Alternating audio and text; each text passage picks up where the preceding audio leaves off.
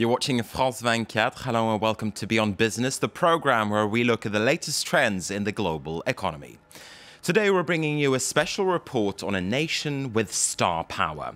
Whether you like it or not, you'd probably agree it's punching well above its weight, and it's not afraid to flex its diplomatic and financial muscles. We're talking about Qatar and about its extraordinary arrival on the world stage. Just a few years ago, many of us would probably have had difficulties to pinpoint Qatar on a map, but last year the Emirate was picked to host the Football World Cup in 2022, and at the same time its political clout was seen to grow during the Arab uprisings. The development is fueling admiration and perhaps even envy, but it's also sparking questions about what Qatar is trying to achieve and why it's doing it. Qatar is becoming a real international player. Qatar saying we are small, but we can be influential. I think this is maybe the best place to come in. Si aujourd'hui le Qatar est sur le devant de la scène, c'est parce qu'ils offrent des choses bien meilleures qu'en Europe. Could it be the best country in the world?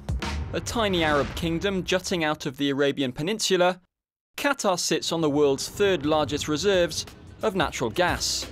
Only 300,000 of its 2 million inhabitants are Qatari nationals, the country sporting ultra-modern buildings, luxurious marinas and extravagant artificial islands. The IMF says Qatar is today one of the world's richest nations per capita. It's probably also the most active on the international stage. A relentless investor, in the space of only 10 years, Qatar has joined the ranks of the international heavyweights. But what does Qatar really want? We headed to the capital Doha, to the Shafala Center for Children with Special Needs. For 5 years now, Shafala has organized an international forum on the topic of disability, presided over by the Emir of Qatar's second wife. We joined other journalists from around the world for the conference. The world's major humanitarian groups were also in attendance. That was, because we really have contacts with them. We've been going to the United Nations sessions, meeting with them, talking about the forum, and they've all been, good enough to come and join us for this forum. The 5th Shafala Conference on Disability is bigger and better than ever.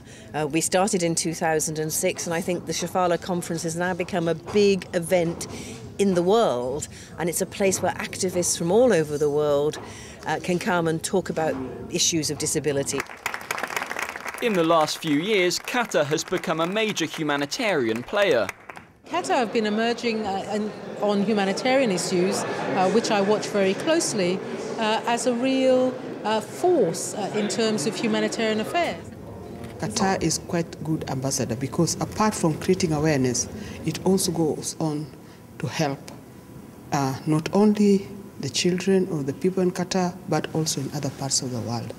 Among the delegates, the French Secretary of State for Health, Nora Berra. She took the time to meet her Qatari counterpart. France is a good friend, an older friend, and we have a good relationship with them. And we are delighted that Her Excellency the Minister accepted our invitation to attend our international events. The Qataris have taken a liking for Europe, pouring in billions of dollars, turning the continent into a casino where Qatar wins every time. The kingdom has bought up pricey real estate, hotels like the Royal Monceau and the Carlton in Cannes, both in their portfolio, along with Harrods, a London department store. They've also infiltrated European industry, buying stakes in firms like media group Lagardère. Qatar paid $250 million for a painting by French artist Cézanne, also splashing out on contemporary works. Japanese artist Takashi Murakami is currently holding an exhibition in Doha. And in the world of sport, the country held the Asian Cup football tournament last year. It's holding the World Athletics Championship in 2017, and above all, the Football World Cup in 2022. Qatar also snapped up Paris Saint-Germain Football Club last year, with Al Jazeera spending €300 million on television broadcasting rights for French Ligue 1 football and the Champions League. And they're not done yet. We came to Aspire, a sports complex in Doha. Spread over 200 hectares are giant stadiums, air-conditioned athletics tracks, and the Aspetar Sports Clinic, recognised by FIFA as a centre of excellence. We have over 45 nationalities here. So we are going to get the talent wherever they are, you know, and we are very pleased that we have, in the senior group, we have people from France as well. And France is advancing in sport and sports medicine. Frenchman Boabdel Attari is the European record holder in the 3,000-metre steeplechase. He's here to receive physiotherapy for his shin. I honestly think they've been pioneering in their open-mindedness. Just look at what Aspire has done with the facilities they have. And I really think that for the next 10 years, the future of sports is in the Middle East and not elsewhere. The future belongs to the young. Qatar's young footballers train here at Aspire. There are about 30 young people here in each category. Sometimes there are even more of them, and I think that by 2022, some of them will hopefully make the Qatari national side. These youngsters are only 8 years old, and like all of Doha's school children, they take sports lessons. It's a good way for Aspire's coaches to spot tomorrow's champions, those who could be representing their country in the 2022 World Cup. I think Aspire provides a professional environment. I think that in a few years, we'll see players who'll make the European leagues. Qatari cash isn't only cultivating the footballing talent of the future, it's also sowing the seeds that will grow to become the next business giants. In France alone, the Emirate has set aside €50 million for fostering young entrepreneurs from working neighbourhoods. We came to Drancy, a suburb north of Paris. 43-year-old Mohamed Kemlish has long sought to launch an elevator repair company. He's recently submitted an application to the Qataris. The fact that Qatar came along with the finances was a real opportunity for me that I wanted to take advantage of. I'm well aware that what matters are my abilities and not anything else. I don't think they'd invest in a company if they didn't think it was competent.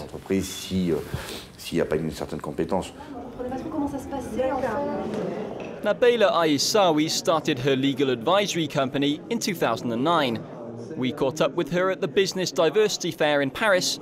Today she needs new funding to grow her firm. She's also submitted her candidacy to the Qataris. They make private investments. Mine is a private company. I have no problem whatsoever with negotiating about financing with anyone at all. If it were the United States that was investing, I'd be just as willing to accept. So it doesn't matter much to me which company it is, so long as we can agree on the terms and it doesn't work against me. Charity, sport, art, business, and now Europe's poorer neighbourhoods. Qatar appears to be everywhere. But why exactly all of this economic activism? Some analysts say that behind the communication exercise lies a crisis of identity.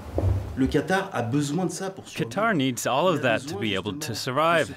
They need to be everywhere because they need to compensate for their geopolitical vulnerability. Rich but vulnerable, Qatar needs to make its presence felt abroad. Yet why then impulse buying over strategic investment? Qatar doesn't have the means to pursue a long-term strategy, either by implanting itself abroad or via its investment policies. They seem to be handicapped by their own demographics. Still, that's not stopping Qatar from nurturing regional and even global ambitions. Today, Qatar is taking off in such a way that it's trying to become a new global center of the Arab world, an Islamic center for the 21st century. To meet this objective, Qatar first has to ensure not only its military security, but also a sure supply of food. We met the president of the Qatari National Food Programme. A country like Qatar that imports 90% of its food finds itself in a position that it needs to secure that import in a sustainable way, and therefore it started its food security program.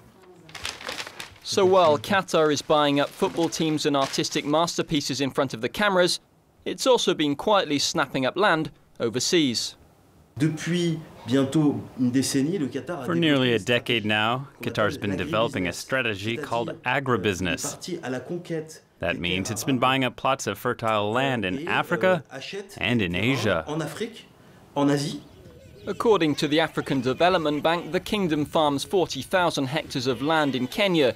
Qatar's negotiating similar projects in Sudan, Ukraine and Argentina.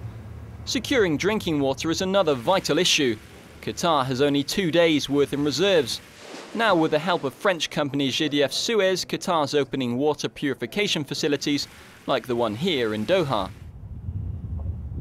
From art to water, football to farming, Qatar's strategy is hard to pin down. Exactly what ambitions lie behind the investments? Independence, security, or the desire for greatness? All right, and with that, we're going to wrap up this edition of Beyond Business. Thanks very much indeed for watching. And don't forget that you can get more business news on our website. The address, just as usual, it's france24.com. Don't go away. We have more news coming your way very, very soon.